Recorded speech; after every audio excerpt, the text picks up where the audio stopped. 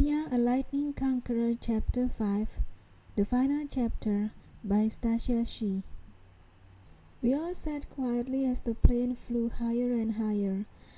After it reached a safe altitude, a flight attendant came and offered us a drink. After I had a shot of brandy, I got a little better and was able to speak. "This little plane is nice. You even have a flight attendant," I said. "Oh, she's also a bodyguard. Her main task is to protect the pilot and co-pilot," Mo said. "A bodyguard? Let me guess.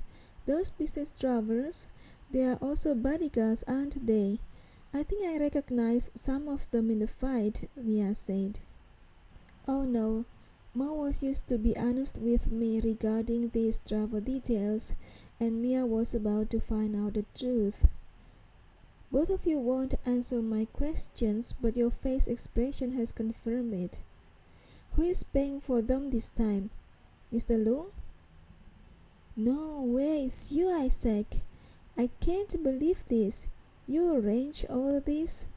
You knew that it can be dangerous, but you go ahead with planning this trip?" "Why? So that we can get married?" Mia bombarded me with questions. "No, the double marriage plans was Larry's plan. I didn't know about it until I got here. I wanted you to travel to Las Vegas so that you can meet your friends and be happy again. I know that you will regret if you miss Larry's wedding," I said. "We hire these bodyguards only as precaution. Logically, these things shouldn't happen. Mawar Perkasa is not a stupid woman. What has happened doesn't make any sense at all. Luckily, she sent some stupid fighters to chase us. Otherwise, we wouldn't escape that easily. Only a couple of turns and they've lost us. Very pathetic," said Mo. "Lucky? I don't feel lucky at all. Because they were stupid, they chased us in the open like that," I said. "I won't be surprised if they were caught by the police." "I hope our bodyguards aren't caught by police," Mia said. "What else do you hide from me? I want to know all the truth now." "Isaac, Mo?" Mia asked. "Are you sure you want to know the truth? The truth can break your heart," Mo said. "I'm 100% sure. I don't want you to treat me like a little girl and hide the truth from me," Mia said. "Okay, you're asking it," Mo said, taking a deep breath. "Don and Locke were dead on their journey out of Indonesia. The Black Hawk found them. They fought and they were badly injured and died." Mia gasped. She closed her mouth with her hand. The truth hurt. "But I have a worse news," said Mo. "The news I received when we were in Vegas. Mawar's stupid assassins were also very brutal. They went to the hotel in LA to ask information about where to find you. They had guns and they rounded up all the employees in a room. Because no one told them your whereabouts, they killed Jaka. I'm very sorry about this news." The rest of the flight journey was unpleasant. Mia was crying and crying. She couldn't forgive me. She couldn't forgive herself. Because she traveled to Las Vegas, Jaka died. They were pretty close, I guessed. The plane was small, so it had to stop for fuel. Every hour was unbearable. It seemed to take forever to finally arrive at China. I thought we would go to the desert, but we didn't. The driver took us to a house in countryside. It was a nice house. It had a vegetable garden and a fish pond. Mo said that they had spread a rumor that the house was given to a mistress. That way the neighbor wouldn't bother Mia. I was sad when I heard that. Although Mia was the only woman in my life, we were not legally married, so legally her status was not much better than that of a mistress. Could things get any worse? I wondered. I had to return to Hong Kong to work. Because Mia still didn't want to speak with anyone, we parted in silence. I felt awful. I thought that my marriage would end faster than my sister's. I was back to my apartment and back to internet connection and social media. There, I found some footage of what was happening several days ago, including our car chases captured by the street CCTV cameras. Mawar's assassins were totally brutal. The video showed them rounded up the employees of the hotel in a room. They asked where Mia was. Jaka answered that Mia was in China. One of the assassins shot Jaka to death. Then he grabbed a baby and pointed his loaded gun on the baby's head. He asked the same question again. Jaka's mother answered the question honestly. The shooter handed back the baby to his mother. He and the other assassins went out of the room, leaving only one assassin in the room. I called Larry. "Larry, I'm very sorry about what happened," I said. "Is Mia safe?" he asked. "Yes, she's safe. I'm sorry that it happened on your wedding day. How is Laura?" I asked.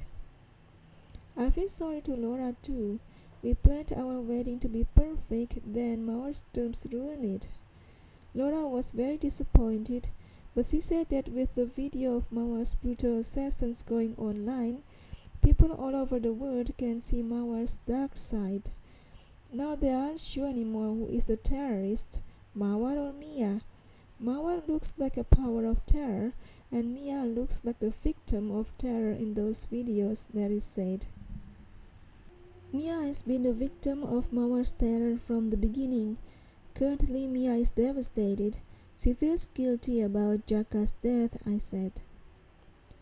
"Oh, Jaka's mother apologized to us for revealing Mia's whereabouts. She thought that no one wanted to betray Mia. The baby's mother opened her mouth but was unable to speak, so Jaka's mother thought that since her son has died, we wouldn't blame her too much if she spoiled the secret. She thought it wouldn't worth to have the baby killed in order to keep the secret. She prayed that Mia would be unharmed. She was very sorry when she heard that you and Mia ended up in a car chase with those assassins," Larry said.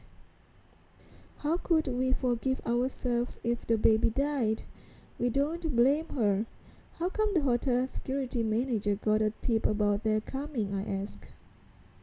After several hours, the lone assassin in the room became more relaxed. One of the employees dared to text her friend to call 911. She successfully did it quietly. When the police came, the assassins surrendered. After they were free, they called a hotel in Vegas," Larry said. "I see. I also heard that the rest of the assassins were caught on the way to the airport. Will Laura be the prosecutor?" I asked. "No, but she heard that those assassins have confessed that Mawar sent them to kill a terrorist suspect from Indonesia. They also blame the authorities in America who have let Mia walk freely in Vegas. Laura said that Mawar's reputation is ruined by her own reckless people. She wondered whether Mawar's brother, the president, can do anything to help her," Larry said. The next few days, I was hoping to hear the news about Mawar's fall from power or to have a visit from Mia. What I got was a visit from Mo, alone. Her visit made me nervous again because she wanted to talk about the final amount of our expenses in Vegas trip. "Are the bodyguards safely home now?" I asked. "No, 4 were dead in Vegas. Several had injuries and treated in hospital, but not life-threatening injuries. They will recover. Luckily, the survivors are in China now. They took another private jet flight after we left." I said lucky because Mawar's assassins were captured in America while our bodyguards could flee the country, Mo said. I agree that we were lucky to be able to escape.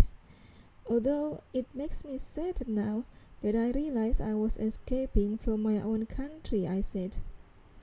"Now you can understand Mia's feeling of being a fugitive," Mo said.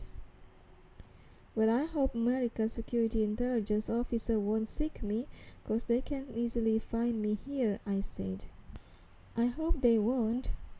Anyway, let's talk about the cost. 4 people died and these are their chosen charities. I've made a bank draft from your deposit, but I suggest that you go to those charities yourself. Maybe you can ask Mia to go with you. Considering Mawar's downhill reputation, most likely she won't chase Mia for a while. 2 orphanages, 1 hospital, and 1 food bank. Usually women like orphanage, said Mo. That's a good idea. Can you please ask Mia about it? Because she seems still angry with me, I said. I'll ask her. The other big expenses are 3 private jet flights, 1 flight from China to Vegas and 2 flights back. The return jet plane got shot in several places. Luckily, there were not major damages. Otherwise, the repair cost will be higher than these. Next, we purchased 3 cheap old cars in Vegas and we left them. All of them were shot in many places, so they were all junks. We also purchased guns in Vegas and we're glad we did. We ended up having gunfights with those assassins. The other costs are our wages, hospitalization cost, daily allowance, hotel rooms, and others, such as food and drink during the flight. So this is the total amount, and this is the amount of money returned to you from your deposit, Mo said.